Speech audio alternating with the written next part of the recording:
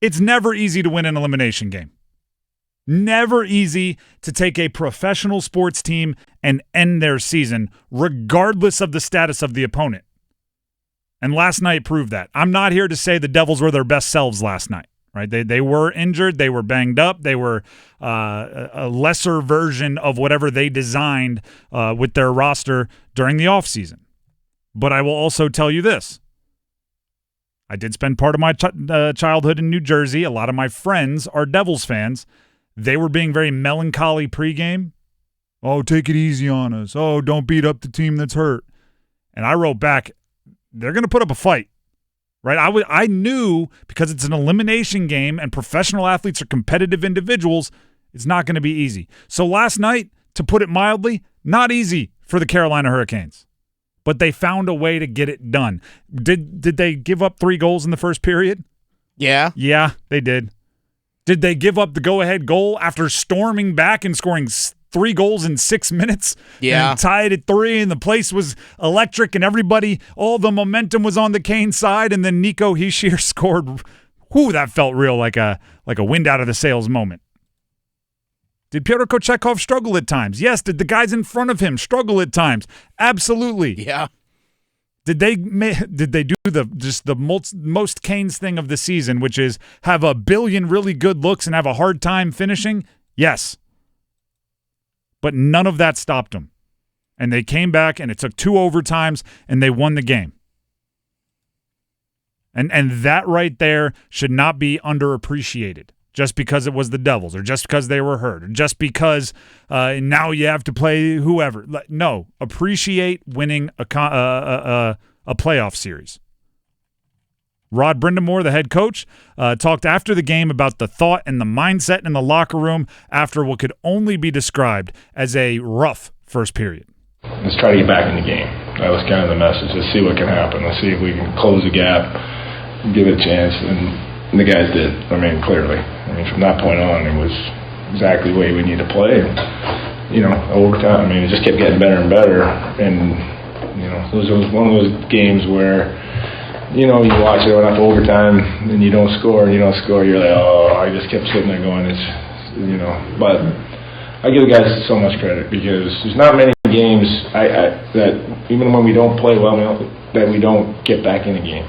We find a way, and that's what happened tonight.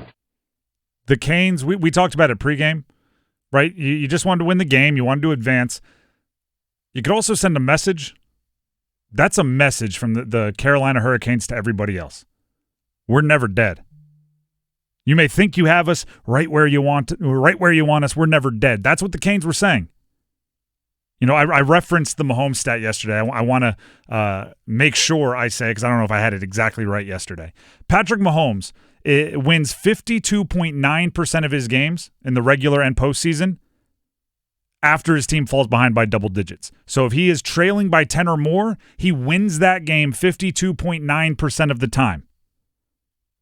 For reference, Justin Herbert, Jordan Love, Kirk Cousins, Matt Stafford, Baker Mayfield, Kyler Murray, Panthers, and Andy Dalton, all of those guys in their career win less than 52.9% of their starts. He wins 52.9% after going down 10. That sends a message. You never get to relax. Everybody's always playing with their back tight, even when they have you up by two touchdowns. And that leads to the comebacks, right? Because then you're pressing, you're tight, you make a mistake, you panic. That's what the Canes are telling everybody. You may think you have us, but stay tight because we're coming. And then if they make a mistake, do you know what was crazy about the comeback last night? Taylor Hall scored that first goal. Keep in mind, the Devils were up 3-0. They dominated the first period. Taylor Hall scores that first goal, and partially because it's home, but you play hard for home ice. All the momentum changed. You were down 2, and it was a truck going downhill for the Canes.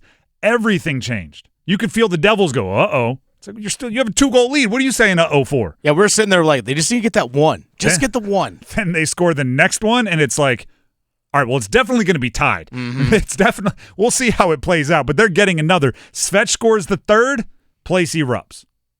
Right? It's truly a message sent. Even the game they lost, game 3, play poorly for 2 periods, your stars, Aho, Jarvis, score a couple of goals, you're going to overtime.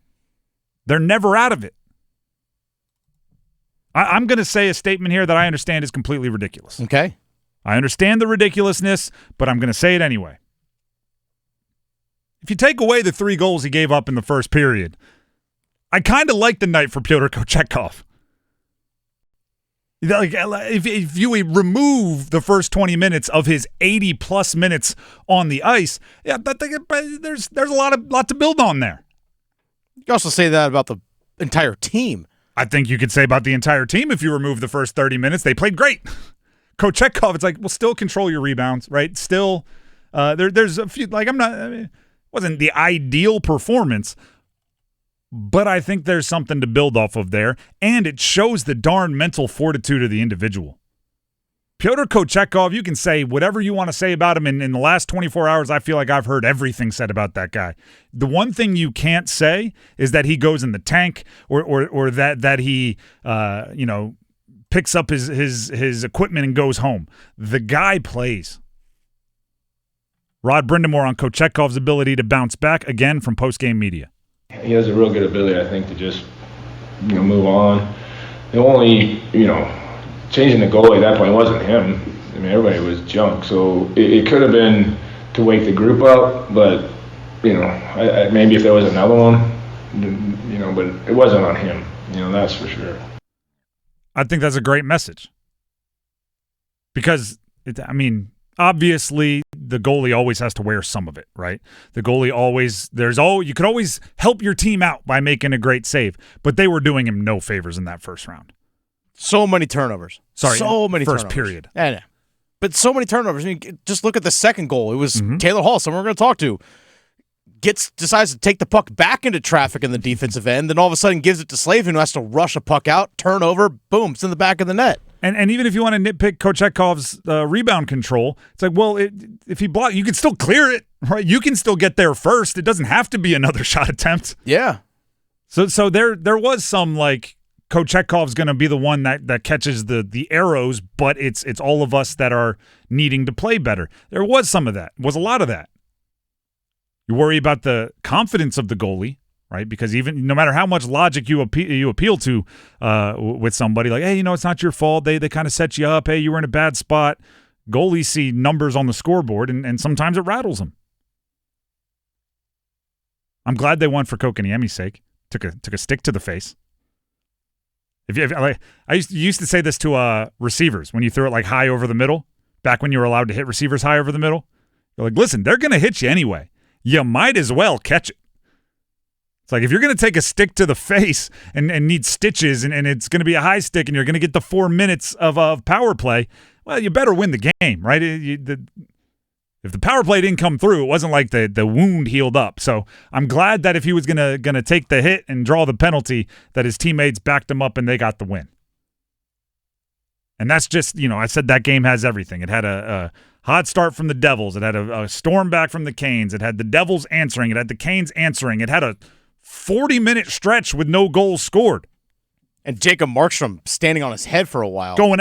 In the first overtime, Jacob Markstrom is unbelievable. And it had like a bunch of weird career highs. Career high in hits for Martinook. The highest, his season high in hits was 4. He had 10 hits last night. 8 was his career high, and that's from over half a decade ago.